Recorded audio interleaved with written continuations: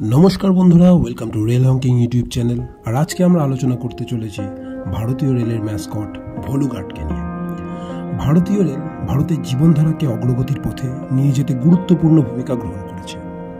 আর ভারতীয় রেলের ম্যাসকট ভলুঘাটকে আমরা নিশ্চয়ই দেখেছি কখনো কখনো কোনো স্টেশনে, কখনো বা ট্রেনের টিকিটে, আবার কখনো বা কোনো কয়েনের পিছনে সবুজ রঙের লণ্ঠন হাতে দাঁড়িয়ে থাকা একটা হাতি। শুভঙ্কর কথার অর্থ হলো প্রতীক চিহ্ন। এই প্রতীক চিহ্ন ভাগ্য নিয়ে আসার কাজ করে। তাই বিশেষ বিশেষ খেলা, উৎসব, আয়োজনে প্রতীক চিহ্নের ব্যবহার করা হয়। আর ভারতীয় রেলের প্রতীক চিহ্ন হচ্ছে ভলু হাতি। ভলু হাতিকে 16 এপ্রিল 2002-এ বেঙ্গালুরুতে প্রথম দেখানো হয়েছিল, যখন ভারতীয় রেল তার 150তম বর্ষপূর্তি করছিল। তখনই নির্ণয় করা হয়েছিল এই প্রতীক চিহ্নকে স্থায়ী করা হবে। এরপর 24শে মার্চ 2003-এ এই হাতিকে ভারতীয় রেলের অফিসিয়াল চিহ্ন হিসাবে ঘোষণা করা হয়।